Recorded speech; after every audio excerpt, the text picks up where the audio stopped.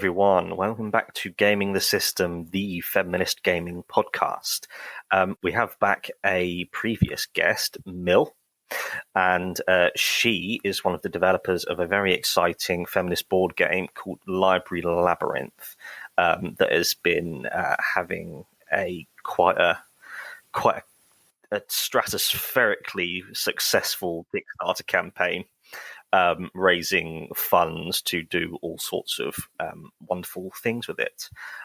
So starting off, Mill, can you remind us what Library Labyrinth is and describe up what the build-up to the Kickstarter was?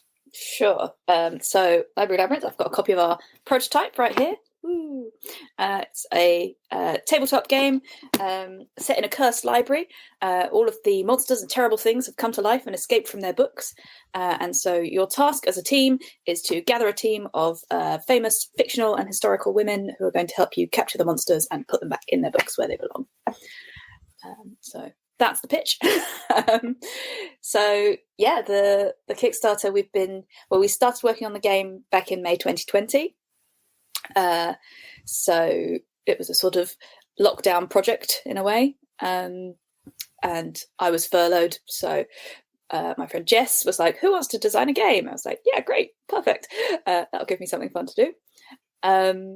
So we started working on it. Then we brought in a couple of artists, which is Sam and Ella, who are fantastic, and so then we started building the Kickstarter. Originally, we thought we were going to get there a bit sooner. We thought we were going to get there 2021. But I think all of us changed jobs and 3 of us moved house in that time. So life sort of got in the way a bit. So we were originally going to launch it summer 2021, but then we were like, wait, well, actually, March makes sense because that's World Book Day and International Women's Day, and it's Women's History Month and all this kind of thing. We just thought, well, let's just wait. We were like, we could do this in like October, but let's just wait and do it in March and get all that kind of extra oomph behind it. And I'm really glad we did because so many places like Board Game Geek and stuff were sort of highlighting women designers and things like that. So we got a really nice push behind it from all of that, basically. What did you include in the different tiers of the Kickstarter? So obviously you could get just a game, or you could get 2 copies of the game or 3 copies of the game. So you could give one to a friend or donate one to a school or a library or something, which is something we were really encouraging, or Board Game Cafe, something like that, community groups. We've also got a selection of tote bags, so sort of they're quite big, sturdy ones, actually. They're really nice, with some of the artwork on. So you could get one with some of the women on. It's like a sort of grid of 16 of the women. Or you could get one with some of the literary terrors on. So again, a sort of grid of 16 terrors. So just a nice way to kind of showcase the artwork because it is so beautiful. And sometimes I think like on the cards, it could be a little bit small. And so it's just a nice way to kind of go, oh, let's blow up this fabulous artwork and everybody can enjoy it. And they look great. The bags, I definitely want to get my hands on a couple of those. And we've got some postcards as well. So you can get artwork on the postcards. Probably the most interesting one is that you could sponsor a workshop. So if you didn't want a copy of the game, or if you wanted to do it sort of as an add-on to your copy of the game, we're planning a series of workshops that we can take into schools and community groups, libraries, things like that, where we can kind of explore the ideas behind, like explore the stories of these incredible women. Some of them, as I say, are quite famous, people that you might have heard of a bit more, like Marie Curie is quite well known, Joan of Arc. But then some of them are a bit less well known, like you've got Enheduanna, who was the first named author, like way back in, sort of 3000 BC. And not very many people have heard of her. And it's just incredible that, everyone, when they think of the first author, they think of Homer. No, that's the first male author.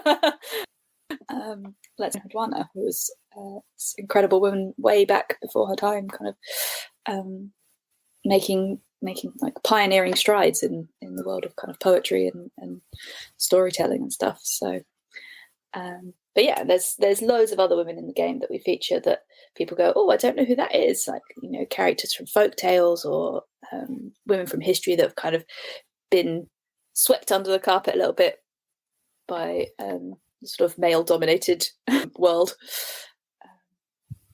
So yeah, so we're going to take these workshops in. That workshop idea in particular sounds such a perfect way to sort of gently introduce the fact that, oh yeah, there is an entire pantheon of history that is basically just forgotten about. And kids don't know that. They're just going to go, oh, that's exciting, that's exciting, that's exciting. I might buy a copy just to see if I can get it into my local primary school. Absolutely, yeah. I mean, absolutely encouraged with, as I say, and if the local primary school wants a workshop, we're going to have like different workshops for different age groups. So, you know, we've got kind of ideas for younger groups that involves kind of like almost kind of reinventing the game as a kind of live thing, where they'll each be given a skill or a couple of skills, and they've got to find a partner who can help them to defeat one of the literary terrors that might be sort of stuck up on the wall around the room. So they've got to sort of find their buddy who's going to help them to do that. So it's all sort of like symbol matching for the skills. So there's different sort of categories of skills that you've got to match to capture each of the different monsters. So yeah, so that's the sort of the primary age group level, and then kind of, as I say, talking about some of the stories of those characters and things as well. And then kind of as we get into kind of the older age groups, we've got ideas for people to sort of talk about themselves a bit more and kind of, you know, giving them some categories and kind of going, you know, what are your strengths? Where do you fit into this this kind of, as you say, this pantheon of incredible women? And kind of, yeah, getting people to kind of think about themselves and big themselves up and go, yeah, I'm pretty cool, actually. I can do all these things. So, yeah, we're really keen to kind of help people to really see what their strengths are and really kind of work on them and, yeah, figure out how they can help each other, where they might go, well, actually, I'm not very good at this thing, but it turns out you're really good at this thing. So if we work together, we can do anything. I have to compliment you on the design of the actual game play, because we had a play of it and I've played it a few times, and it's very intuitive, but it's also challenging, and you have to be very deliberate and thoughtful in the way that you play. Otherwise, you end up with 7 terrors open on the tile board before you've realised that you're playing it wrong. Yes, yes. I watched your playthrough and I went, oh, they forgot that they'd already lost. Yeah, it is. You do have to sort of keep an eye on what you're doing, definitely. And there's kind of, you can scale the difficulty as well, so you can change that kind of lose condition. So if you wanted to make it a bit easier, you could say, oh, when the 7th terror comes out, that we lose. Or if you wanted to make it harder, you could say when the 5th terror comes out, that we lose. So the standard is the rule of 6, basically. So everything is 6. There's 6 different categories. There's when the 6th terror comes out, you lose. There's your hand limit is 6, but that's the kind of the standard game. And as I say, you can scale the difficulty in all sorts of ways. Different floor tiles, so you can have different numbers of monsters that come out, or like, you know, more places where you can reshelve things, or more blank tiles if you want to. So yeah, there's a lot of difficulty scaling you can do. And I don't know if you've played the solo mode at all. I have. That's I think Jess introduced a new rule. I don't know whether she's uploaded it onto the online version, which is the trolley dash monster smash. You mentioned that like when we first started talking, and then I'm so glad that that's made it in, because it's such a good idea. Because of course there'd be a mad magic trolley in a magic library. Yeah, if everything in the books is coming to life, why not the trolley as well? So yeah, I'm really excited about that, where you can sort of jump on the trolley and take the trolley's books with you to capture the monster as well. So so there's a lot going on. And then in terms of like the Kickstarter, the one of the stretch goals was to have kind of shaped meeples. So we're going to have a shaped trolley meeple, and we're going to have a shaped curse meeple and things like that. So it's going to be a bit more interesting than your sort of black pawn or your little square box. I wish you'd filmed your reaction to our playthrough, and then we could in turn have filmed our reaction to your reaction. I started that loop. Yeah, reaction inception, just constant. It was.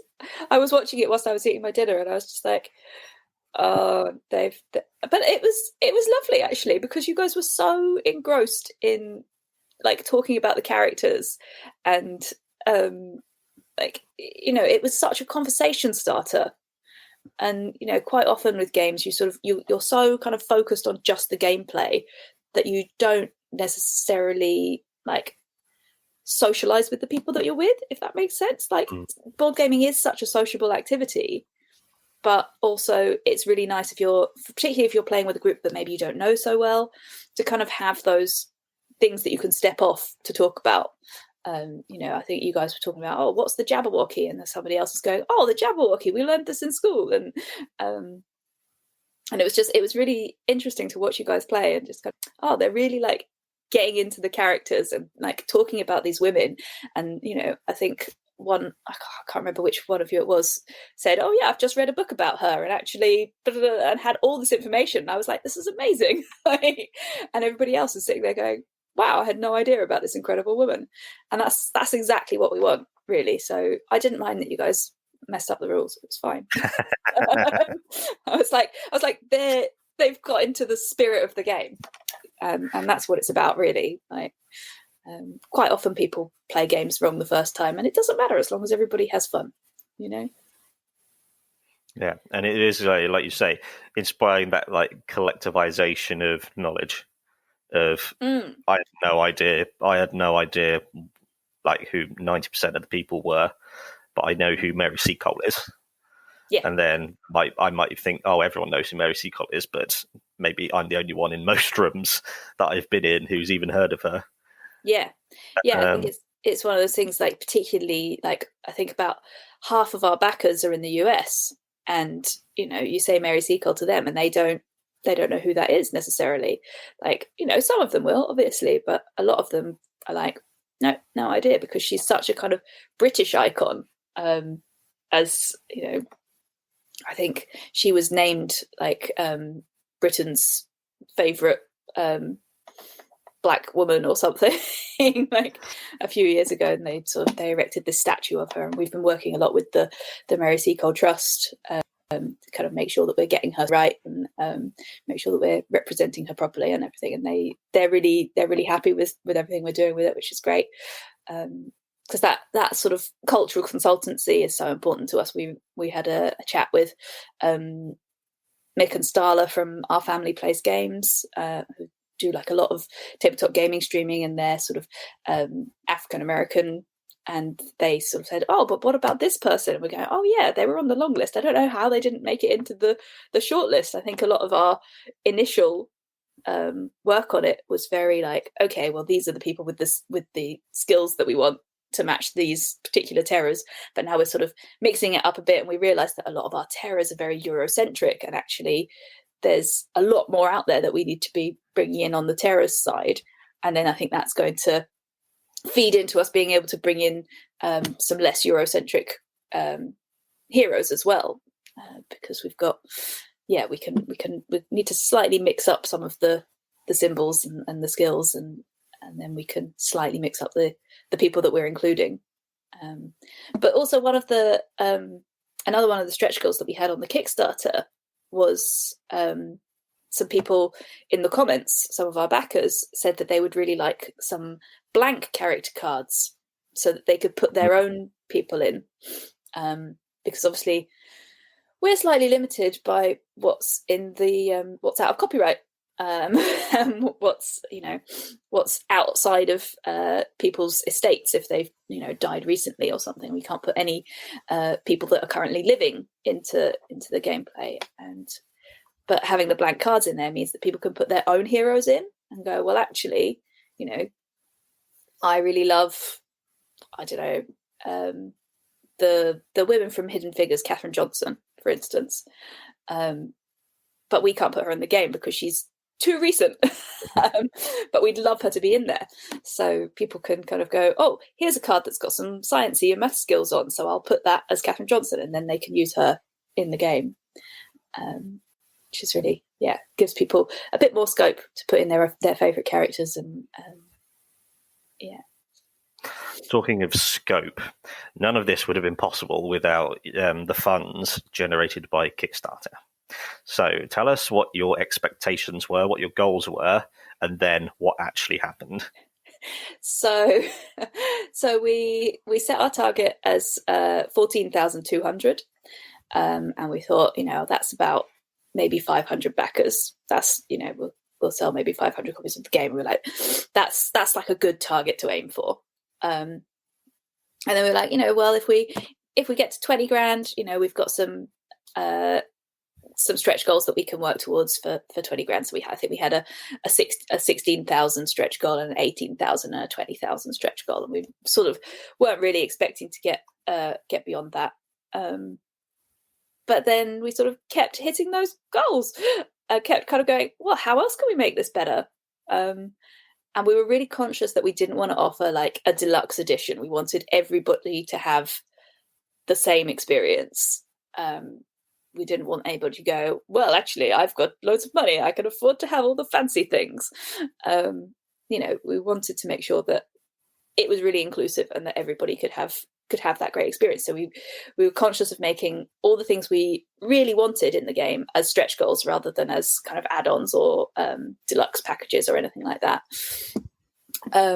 So then we were like, well, now we can have fancy shaped meeples. Now we can add in these blank cards that you guys want. Now we can have, screen printing on them, which is really exciting. So we just hit that one right at the end. And our final total was 33,200, which is absolutely incredible, which is, over double what our goal was. We had over 1,000 backers. Just it's amazing, really. I don't know where they all found out about us. Kickstarter is this incredible kind of engine that so many of them seem to come just from browsing Kickstarter, just from they'll back one thing and Kickstarter will say, oh, have you seen this? Which is really nice. So as much as Kickstarter's had some bad press recently with the like blockchain stuff, I do understand why people are keen not to veer away from it maybe just yet. Like, we had to stay with Kickstarter because we'd been building our audience there for 2 years. So we didn't really have that option to move over to GameFound or somewhere. And I think people will move to GameFound eventually, but I think it will be a long process as people kind of get used to setting up an account on another different system. But Kickstarter did a lot of the work for us, which was lovely.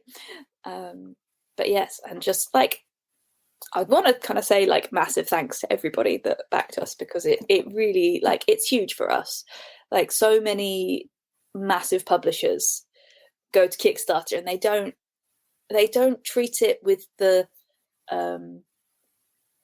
I don't know, like, Kickstarter is there for small businesses, and it's there for, smaller fundraising things and people that really want to do like a good thing and, build that community. Whereas a lot of the big publishers could just go straight to retail and they would sell all their games, like, no problem. There's no need for them to go to Kickstarter, and they use it as this sort of pre-order marketing tool when it shouldn't be that. It's meant for things that are prototypes. It's not meant for things that are completely finished and polished. So it's lovely that so many people kind of went, here's an indie publisher, I really like their idea, I'm going to support them, rather than going, oh, there's the big box edition of that game that I've already got, I'm going to get that too.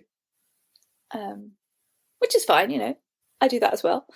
But it's lovely that so many people were like, this is what Kickstarter's about, and kind of took a chance on us, which is really nice. I must say that I've done a little bit of research into crowdfunding games, but those have all been like looking about ways to fundraise for video games. But looking all around, the sheer number of board games being crowdfunded, it absolutely blew my mind. There's board games as an entire universe that I have no experience for. And it feels like I didn't realize there are people who have literally shelves, floor to ceiling shelves full of board games. Yeah, I might be one of those people. Yeah, our collection has grown considerably over the last couple of years, and what fascinated me actually about whilst we were running the Kickstarter, because we were then on Kickstarter every day, like checking where our totals were, we were then seeing so many other Kickstarters and going, oh, that looks interesting. Oh, that looks interesting. I backed more Kickstarters probably in the last month than I did in like the last 3 years put together, because I was just 30 grand on those. Yeah, pretty much. My portion of the 30 grand,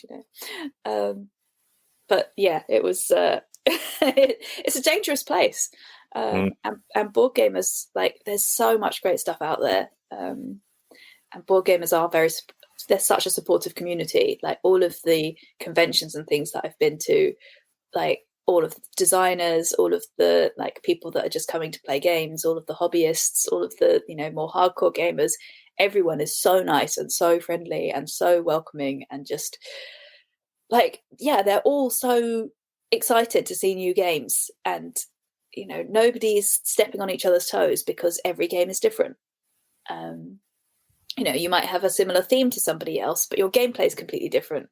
You might have similar gameplay to somebody else, but your theme is completely different. And so there's so much kind of scope out there to do so many different things, and everybody's just so excited about each other's games, and everybody's really supportive. Like, a lot of our play testing, we did a lot with other designers, and we've also done a lot with just members of the public that have come to conventions and things. And they both respond very differently, which is really interesting.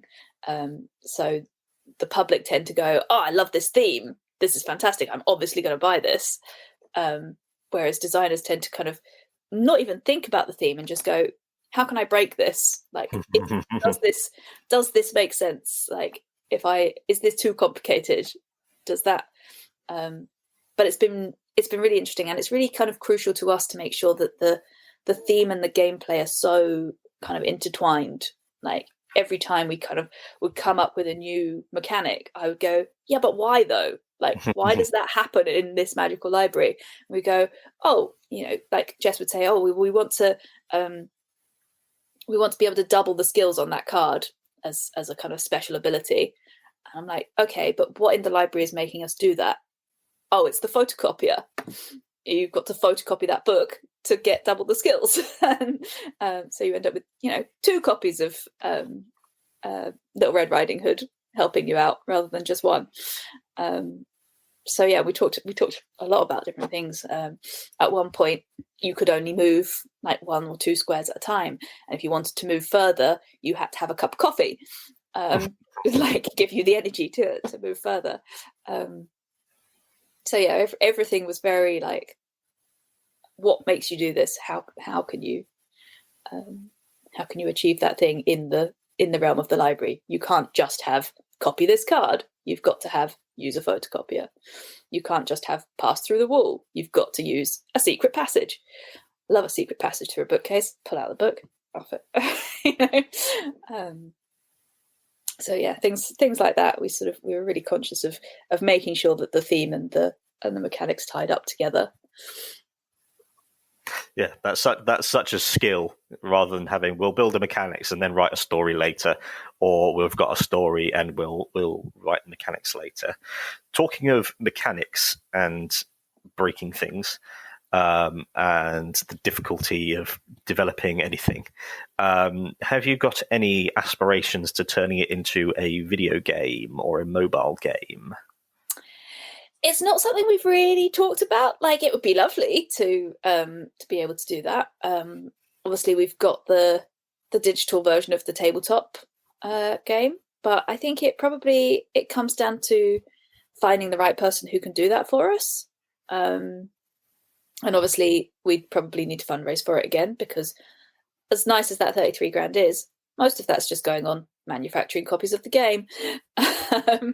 So it's not a lot of that is actually coming kind of back into the business, really. So it would be really nice to do something like that. I wouldn't even know where to start. So yeah, I've done a little bit of like VR development, but yeah, so minimal. Like, yeah, I do have a friend who makes apps, so I might sort of poke him and go, hey, how would we go about doing this? But he would probably say, it's going to cost you this much. And we would go, no. But yeah, it would be nice. Never say never. I'm very gradually learning how to use Unreal Engine, game development engine, because I am determined to make my own games eventually. But as of now, I'm probably less qualified than you to have the slightest idea where to start. Yeah. Yes, it's a weird thing, isn't it? It's just, if you've got those skills, you just have them, and if you don't, it's absolutely another world. Yeah. Give me a board game that's like a physical thing, and I can cut it out of paper and go, does this work? That's fine. But yeah, putting me in front of a screen of numbers and letters and going, code something. No idea. Madness. Before we have we've got one tiny element that we'll tie this up with a bow with. Is there anything else you'd like to add that we haven't talked about? Not specifically, I don't think. I guess kind of, yeah, next steps, I suppose, is the thing, but maybe that's what you were going to ask anyway. It wasn't. Okay. But please go ahead and tell us what is next. That is actually the last thing I've got written down, and like a knobhead, I didn't notice it. So go ahead. Yeah, so next steps, I guess. At the moment, Sam is working on all the artwork, all the illustrations and everything. She's doing really well. She's smashing through them over these last couple of months. So she's hopeful that she can get them all done by the summer. And then it's just going to be a case of, I've got to rewrite the rule book, which is a weirdly massive task, to make sure that people understand a rule book. You sort of go, yeah, this makes sense. And then you give it to other people and they go, what is this? I don't understand what I'm supposed to do. So yeah, it's a surprisingly complicated task. And then getting all the layouts done. I think we're going to slightly resize some of the tiles and things. And then hopefully we'll be sending it off to manufacture at the end of the year. We put on the Kickstarter like delivery July 23, but we're hopeful it's going to be before that. We figured we'd under promise and over deliver rather than the other way around, because it's so frustrating when somebody's like, you'll have this in January and you're still waiting for it in August. So that's where we're at. We're getting quotes from manufacturers and things like that, and figuring out how much shipping's going to cost to each country, which we sort of knew already, but just kind of ironing that out a bit for people, getting the pledge manager and everything set up. There's a lot of work to do, but it's exciting. It's an exciting time, and now we know that people actually want it, and we can, we're going to talk to some retailers, maybe see if we can get a few copies in there as well. See what happens. Sky's the limit. Yeah, it has tremendous legs on it, so I think it's gonna. I think it could. I'll be excited to see where it is in a year's time. Yeah, and everyone's so supportive, and kind of having that network is so important, I think. So, we've got UK Games Expo coming up at the beginning of June, so we'll be there showcasing some of the prototypes. Exciting. Right, to tie this all up with a nice bow, have you heard of our patented FemPat index? No. Okay, so this is the FemPat Index. It's the scoring system that we use to grade games on whether they are moving us towards a feminist utopia, or taking us backwards towards patriarchal regression, or are they somewhere in the middle? Mm-hmm. So a game like perhaps Call of Duty in the past, it would have been very, very, very, very backwards in terms of patriarchal regression. Whereas now it's improving slightly given the diversity of the characters in the story.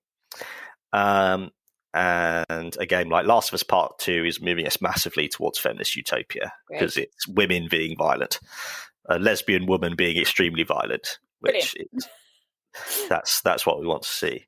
So where would you put Library Labyrinth on this index? Oh, right up in patriarchal regression. I would say it's firmly in feminist utopia. Let's be honest, it's about bigging up loads of women. Mm-hmm. It's completely made by women. It's, firmly up there, I reckon. Yeah, I agree. I would even go so far as to say that it is it couldn't be higher. I don't think, because it's one of those things that is, there are no like quote unquote feminist games, but this actually is a feminist game, and it's designed to be specifically. So bravo. Thanks. Yes, I think sometimes the word feminism gets a bad rap. It's we're not men haters. It's we can reclaim feminism to be actually about bigging up women rather than about hating on men. Yeah, absolutely. That's why we are the feminist gaming podcast. Just so you go, that's what we are. Coming in and see what we're about, rather than going, oh, we like games and we're feminists at the side. Yeah. We have them firmly enmeshed. Yeah. Well, Mill, thank you so much for coming back on. Oh, thank you for having me. I'm excited. It was really gobsmacking and exciting to see the success of the Kickstarter. So I can only imagine how it felt to be watching it tick up, actually involved. If anyone's interested in learning more, we had a very long, very detailed and really interesting discussion a few weeks ago on the channel, on our YouTube channel, and we've released it as an audio version of the podcast as well. And then we did, the four of us, a playthrough, which was a lot of fun, as Mill will attest to. And we will put the link to the Kickstarter. Can you still donate if those ended? We're accepting late pledges, but the easiest way to do that is probably to go to our main website. There's a link on there where you can basically sign up on the form. So when we open the pledge manager, you'll be sent an email saying the pledge manager's open. You can now order yourself a copy. So that's probably the easiest way. So that's just librarylabyrinth.com. Awesome. Yeah, we'll stick that in the description as well. With all that said, thank you everyone for watching. Please like, share, and subscribe wherever you happen to be watching. Or if you are listening, particularly on Apple Podcasts or Spotify, just give us a cheeky 5 stars and a comment, because that helps get us into the eyes and ears of as many feminist gamers as possible. And there are more of them out there than people might think, because we've got people all over the world so far, which is shown by the diversity of your pledges. Half of them are from America. That's bad. Yeah. Okay, so thank you everyone for watching or listening, and we'll see you next time. Bye-bye. Bye. We hope you enjoyed that episode of Gaming the System. If you want to support us, you can donate to us through our PayPal by sending it to wearegamingthesystem@gmail.com if you want to send us a one-off donation. If you want to donate to us monthly, you can subscribe to our Patreon at patreon.com/gamingthesystem. Until next time, bye-bye.